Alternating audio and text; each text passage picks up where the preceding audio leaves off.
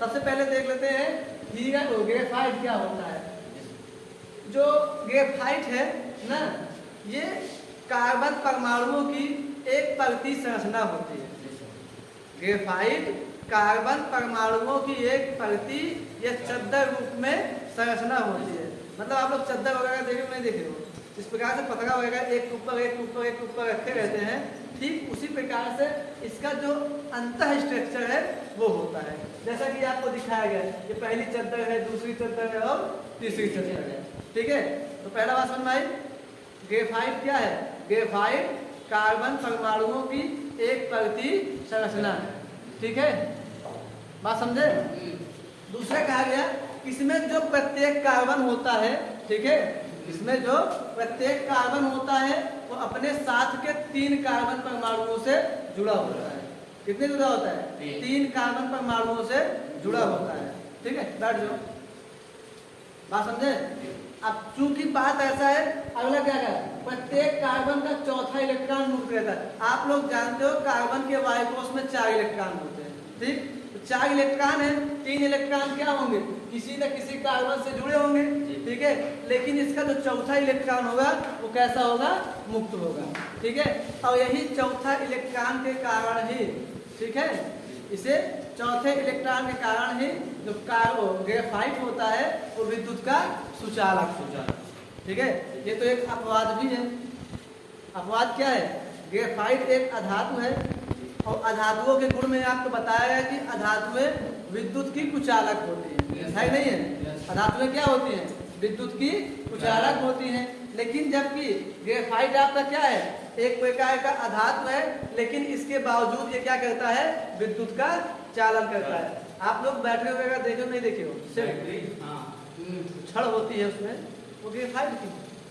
Pencil है वो भी ग्रेफाइट की होती है। ठीक है, लेकिन ये क्या करते हैं? विद्युत का चालन करते हैं। क्यों करते हैं? क्योंकि ग्रेफाइट, देखिए ग्रेफाइट में कार्बन से मिलकर बना है। कार्बन के वायु कोश में 4 इलेक्ट्रॉन होते हैं और जो ग्रेफाइट की संरचना होती है इसमें जो प्रत्येक कार्बन है सिर्फ 3 बॉन्ड बना पाता है, चौथा बॉन्ड नहीं बना पाता। जैसे ये कार्बन है, जहां जहां पॉइंट है वहां वहां क्या है? कार्बन है। जैसे ये कार्बन है, ये कार्बन 1 2 3 बॉन्ड बनाया है, अर्थात इसके 3 इलेक्ट्रॉन तो पार्टिसिपेट किए हैं। चौथा इलेक्ट्रॉन क्या है? कैसे तीनों आते? हाँ, जैसे ये एक कार्बन है, एक कार्बन के वायु कोश में 1 2 3 4 इलेक्ट्रॉन है, 3 बंध इन्होंने बना लिए, अर्थात 3 इलेक्ट्रॉन कहाँ चले गए? साझे में चले गए। अभी तो 1 इलेक्ट्रॉन बचा है। ठीक है, कोई भी तत्व क्या करता है? एक अस्थायी संरचना प्राप्त करता है। अस्थायी संरचना प्राप्त करने के लिए कितने इलेक्ट्रॉन की आवश्यकता होती है? 8 है नहीं है? अस्थायी संरचना प्राप्त करने के लिए कितने इलेक्ट्रॉन चाहिए? 8 चाहिए।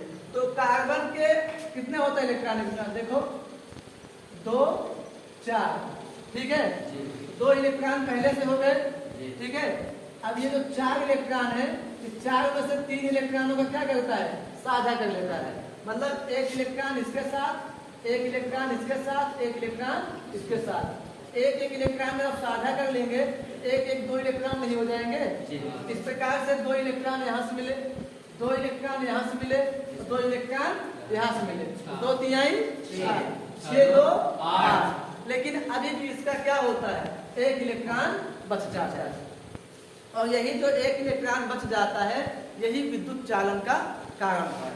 ठीक है, किसी भी पदार्थ में विद्युत का चालन होता है तो वो उसमें उपस्थित मुक्त इलेक्ट्रॉनों के कारण होता है। और जितनी भी धातुएं होती है सबके वायु कोश में कुछ न कुछ मुक्त इलेक्ट्रॉन जरूर होते हैं। बात समझ आई? तो फिलहाल फिर से वापस आते हैं स्ट्रक्चर पर। तो ग्रेफाइट क्या है? कार्बन परमाणुओं की एक परती संरचना है। ठीक है, इसमें उपस्थित प्रत्येक कार्बन 3 कार्बन परमाणुओं के साथ सहसंयोजक बंध बनाता है, जबकि इसका चौथा इलेक्ट्रॉन क्या रहता है? मुक्त रहता है। और यही क्या करता है? इलेक्ट्रॉन के प्रवाह का या विद्युत के प्रवाह का कारण बनता है। ठीक है, ये जितनी परतें होती हैं, फिर समझिए, ये जितनी परतें होती हैं वो किस बल द्वारा जुड़ी होती है? वंडरवाल बल। ठीक है, ग्रेफाइट में जैसे एक परत, दो परत, तीन परत, कोई भी एक से लेके दो परतें आपस में जुड़ती हैं तो किसी न किसी बल की वजह से। जैसे ये घर है, एक तल्ला, दो तल्ला, ये लेंटर क्या है? वंडर वाल्स का काम कर रहा है, क्योंकि इसी को दूसरा वाला क्या है नहीं है? ये चीज है। ये आपका पहला तल्ला हो गया, दूसरा तल्ला हो गया, ठीक है। ये बीच में जो इसका बल होता है उसे क्या कहते हैं? वंडर वाल्स बल कहते हैं। देखिए वंडर वाल्स बल क्या होता है? ये एक ऐसा बल है, ये क्या है? एक ऐसा बल है जो शून्य बिंदुओं, ठीक है, शून्य बिंदु क्षेत्र के द्वारा अंतःक्रिया से उत्पन्न होता है। वंडर वाल्स बल शून्य बिंदु के अंतःक्रिया द्वारा उत्पन्न होता है। ये ना तो आयनों द्वारा उत्पन्न होता है, ना तो इलेक्ट्रॉनों द्वारा उत्पन्न होता है। इसकी चर्चा तो है, आप लोग बीएससी में डिटेल पढ़ोगे। अब इसे वंडर वाल्स बल क्यों कहते हैं? क्योंकि इसकी खोज किसने की है? भौतिक वैज्ञानिक वंडर वाल्स। इन्होंने कहा कि जहां पर शून्य विद्युत क्षेत्र रहेगा वहां पर भी कुछ ना कुछ बल लगेगा, ठीक है। अर्थात शून्य बिंदु के कारण भी बल उत्पन्न हो सकता है, ठीक। संरचना समझ में आई? याद हुआ क्या होता है?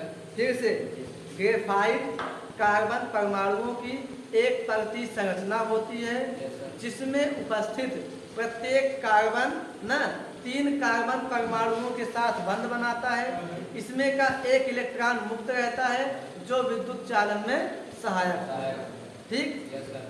आगे क्या कहा गया कि विभिन्न परतों को छूने पर इसमें क्या होती है? एक फिसलन होती है। जब हम एक परत को दूसरे परत पर रखते हैं क्या होती है? फिसल जाती है। आप किसी भी ग्रेफाइट को ग्रेफाइट रखोगे तो दिखेगी नहीं, क्या होगी? फिसल जाती है, ठीक। अब इसके प्रमुख गुण देख लीजिए। पहला गुण क्या है? जो आपका ग्रेफाइट है वो भूरा काला पारभासी पदार्थ होता है, ठीक है। पहला क्या है? भूरा काला पारदर्शी पदार्थ है। दूसरा, ये हीरे से क्या होता है? हल्का होता है, मुलायम होता है और चिकना होता है। हीरा क्या था? हीरा कठोर था, भारी था और चमकदार था। और ये कैसा है?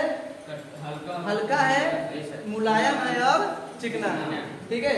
तीसरा, ये विद्युत का चालक है लेकिन ऊष्मा का अच्छा चालक नहीं। इसमें विद्युत तो बहुत अच्छे से प्रवाहित होती है, क्योंकि विद्युत से अच्छे प्रवाहित होने के कारण ही इसका उपयोग जो है सेलों में किया जाता है, बैटरियों में इसका उपयोग किया जाता है, ठीक है।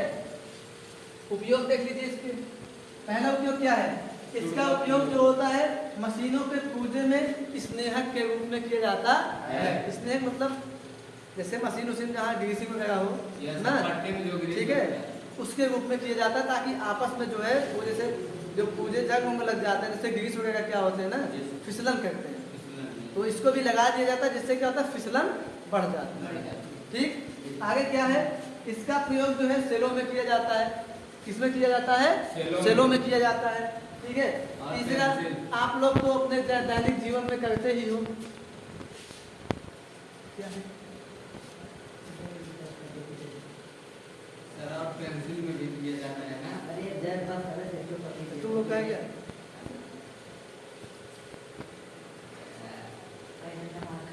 हाई स्कूल वाले तुम लोग का टेस्ट लिए थे क्या सर? तू क्या कहोगे? बात समझे आप? तो तीनों उपयोग समझ में आया।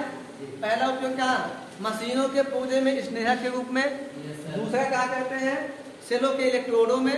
तीसरा कहा होता है पेंसिल में, ठीक है। पेंसिल में कैसे होता है? अब पेंसिल में जो आप देखते हो उसको क्या कहते हैं? एक लंबी सी उसकी छड़ बनाते हैं,